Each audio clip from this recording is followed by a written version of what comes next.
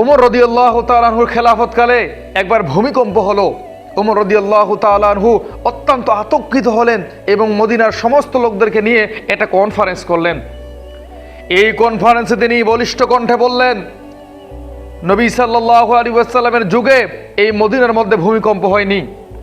আবু বকর রাদিয়াল্লাহু তাআলা আনহুর 2 বছরের খেলাফতকালে এই মদিনার মধ্যে ভূমিকম্প হয়নি।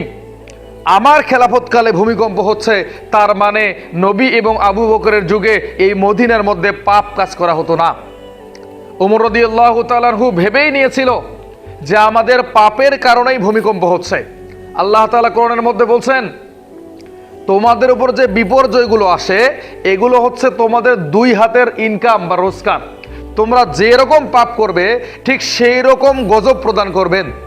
ওমর রাদিয়াল্লাহু তাআলা আনহু বলছেন, আর একটা ভূমিকম্প যদি এই মদিনার মধ্যে হয় তাহলে আমি এই মদিনা ছেড়ে দূরে কোথাও চলে যাব, যেখানে এত পাপ হয় সেখানে আমি থাকবো না। এখান থেকে একটা জিনিস স্পষ্ট যে ওমর রাদিয়াল্লাহু তাআলা আনহু মনে করেছিলেন যে আল্লাহর গজব হচ্ছে ভূমিকম্প।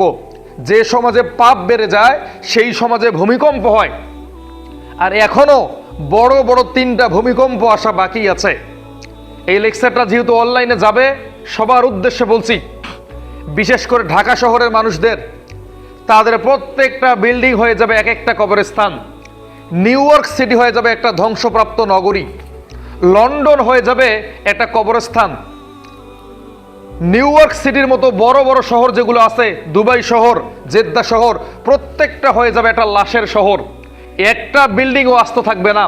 এই বড় বড় ভূমিকম্পর কবলে পড়ে বিল্ডিংগুলো ধসে পড়বে, এর নিচে কোটি কোটি মানুষ প্রাণ হারাবে। তো ঢাকা শহর সামনে বিধ্বস্ত হতে যাচ্ছে। ঢাকা শহর নামে কোন শহর থাকবে না, হয়ে যাবে একটা বিধ্বস্ত নগরী। তো আমরা যারা গ্রামে আছি, আল্লাহর রহমতে আমরা ভালো আছি। যখন বড় বড় 3টা ভূমিকম্প আসবে, এই পৃথিবী এমনভাবে ঝাঁকুনি দিবে যে একটা বিল্ডিংও মাথা উঁচু করে দাঁড়াতে পারবে না।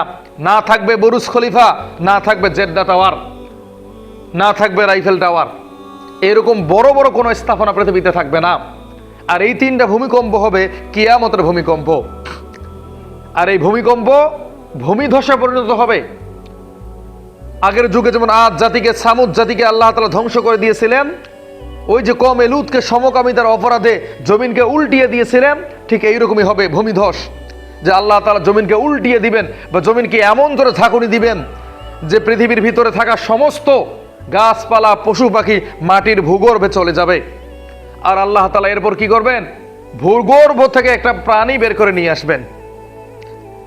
আজকের দিনে পশ্চিমারা বলে না যে আকাশের মধ্যে এলিয়েন আছে, তো আমরা বিশ্বাস করি আকাশের মধ্যে এলিয়েন থাকার না থাক, জমিনের মধ্যে এলিয়েন আছে।